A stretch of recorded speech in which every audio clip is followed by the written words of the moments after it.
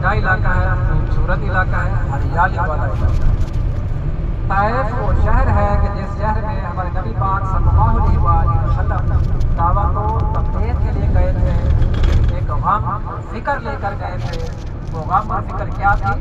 وہ غم اور فکر یہ تھی کہ کس طرح یہ لوگ بت پرستی سے باز آ جائیں، کس طرح یہ لوگ دین اسلام کو قبول کر لیں، کس طرح یہ لوگ جہنم سے بچ کے جنت میں جانے والے بن جائیں۔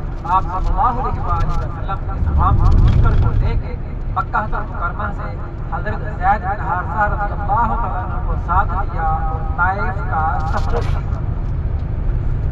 آپ لوگ یہ واقعہ علماء کرام سے وقتاً فوقتاً سنتے رہتے ہیں، کتابوں میں بھی پڑھا ہوگا واقعہ۔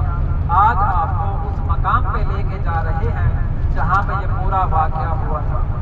طائف شہر میں پہنچیں گے، یہ واقعہ بھی آپ کو سنائیں گے۔ اسی واقعے کی نسبت جو چند زیارات جڑی ہیں، مقبروں والا باغیچہ، مسجد اقداس، مسجد عالی اور مسجد رسول صلی اللہ علیہ وآلہ وسلم۔ طائف شہر پہنچیں گے، جیسے جیسے جو زیارت آتی جائے گی یہ واقعہ بھی بیان کرتے جائیں گے، واقعہ بھی پورا ہو جائے گا اور زیارت بھی ہماری پوری ہو جائے گی انشاءاللہ۔